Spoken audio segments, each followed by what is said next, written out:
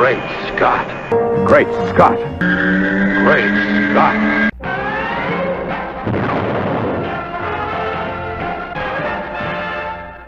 Hello everyone, and thanks for tuning in to another episode of Great Scott. I'm Scotty V. It's good to see you. Today I wanted to talk a little bit about Lois Lane. I feel like Amy Adams, as I said from the beginning, was not the casting that I would have went with for Lois Lane when we were casting Man of Steel a few years ago. It was kind of a surprising choice.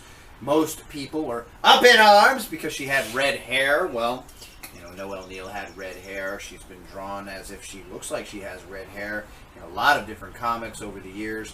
She's had brownish hair. She's had stark black hair.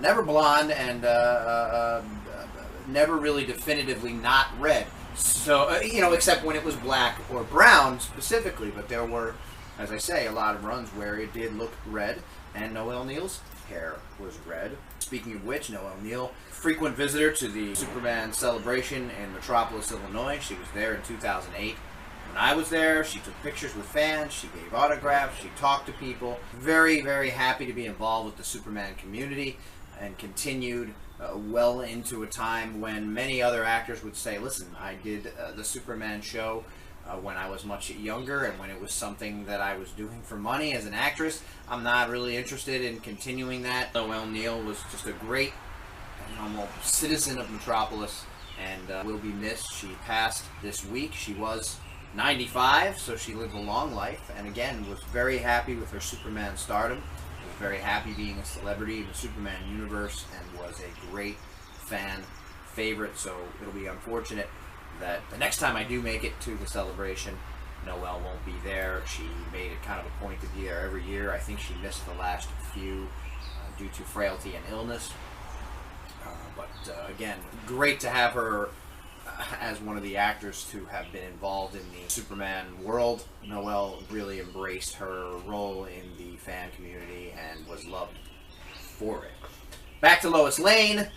I thought Amy Adams has done wonders with the role. A lot of it is how it's written, a lot of it is how she is used, and I believe that the writers and Zack Snyder and Amy Adams and the situation with Lois in this new DC universe with Man of Steel, and now, of course, Batman v Superman, have really made it a concentrated, important effort to make Lois a strong female character, someone with a lot of determination, and who knows what she wants and goes after it, and is active in the story and important to the plot line, has a lot to do, and isn't just a gold digger, whom I have said many times certain renditions of Lois are. I believe that the Margot Kidder version of Lois in the Donner film was really just a girl who was interested in Superman because he was Superman.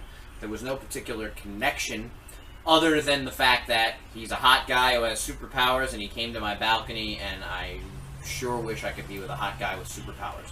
Somebody's going to take that little sound nugget and use it for different things, I'm sure. But I didn't really feel like she had a lot of integrity necessarily, or a lot of use in the story other than to be a damsel in distress, which is funny because that's how they talked about Amy Adams Lois Lane in the Man of Steel movie, which I thought couldn't be further from the truth. She had a very important role. She met Clark because she was searching down his story and decided not to report on it, decided not to tell about him, showing that she had a lot of integrity. She understood his plight. She was very sentimental to what he was going through, and eventually throughout the movie they fell in love, as opposed to Clark seeing Lois in the newsroom and loving her instantly, or Lois loving him because he had superpowers. And here we have a very active character throughout the plot of Batman v Superman. She has a lot to do. She's very important. I've seen memes about, has no idea that Doomsday will be affected by kryptonite, but dives in the water anyway to get it. She's intelligent. She knows it came from the Kryptonian ship. She knows it's got something to do with Krypton. And, okay, she could be wrong. It's possible. But she's pretty bright, and she thinks she's not, and she sees that the heroes are going to have a difficult time. Wonder Woman's barely keeping them down. Superman's done a bunch of things that have been ineffective. It doesn't look like they're going to be able to win otherwise, so she's hoping, and she happens to be correct, and it makes sense. She made a series of deductions and decided that that was the case.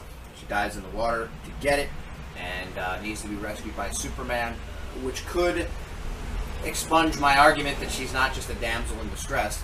She is in distress at times throughout this movie and throughout Man of Steel. But mainly because she's doing things that are very integral to the plot and to help in the situation, as opposed to just falling into a crater in San Francisco and being buried by rubble in an earthquake. When she was out pursuing some sort of a story, but it didn't really have that much to do with what was going on. In this movie and in Man of Steel, she's in the plot. She's important. She's integral. She meets Jor-El in Man of Steel. She learns how to help Superman defeat the Kryptonians. Without her input, that wouldn't have happened. And in this movie, without her being involved with the Kryptonite Spear, we would be able to say that her times in distress were just to be there so that Superman could save her. Also, she's in the very important opening scene, which kind of sets the tone for people having a problem with Superman. He does rescue her. She is in distress in that moment. But that's what Lois Lane does. She does chase down stories. So even in the Donner film, she was chasing down a story and got into some trouble.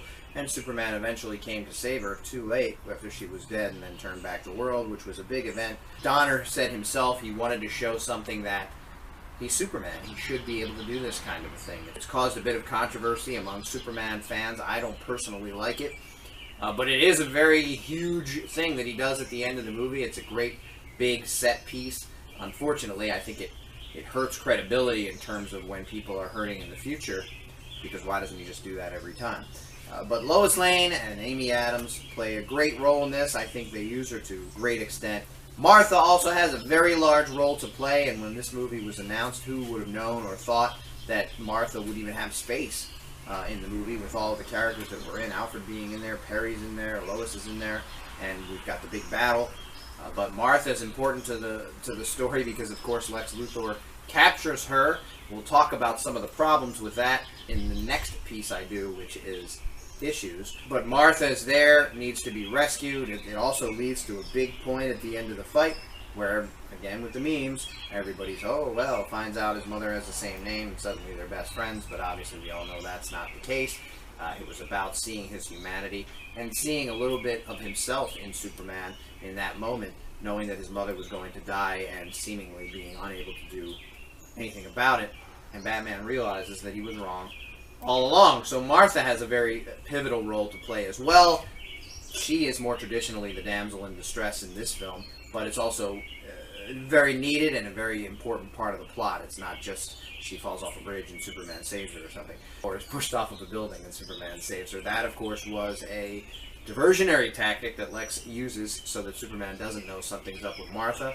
So the women in the movie play a very important role. They're both very strong-willed.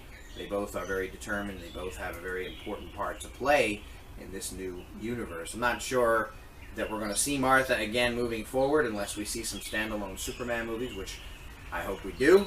But I think that the women, of course with Wonder Woman, who I've already spoken about being such a huge presence in the movie, and going forward we've got her movie to look forward to.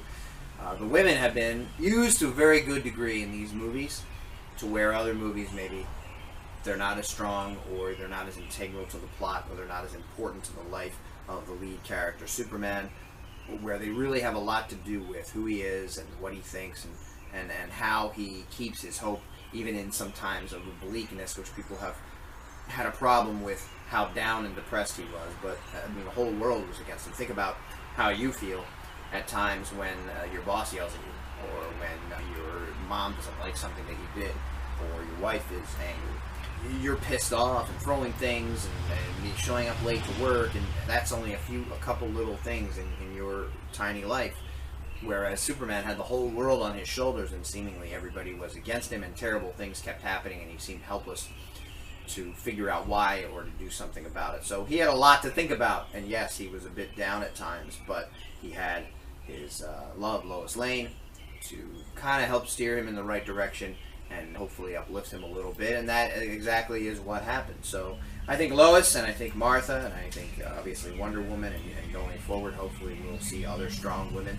I think they've done a great job, whereas in the past I have seen times where a great job was not what I would say how the women were handled. But for now, thanks for watching, and we'll talk again soon. Remember, everyone, always look up in the sky. She knows it's got something to do with crypto. Slipped my mind the last 2 times, silly me. I guess I gotta give you part 3 of my confessions.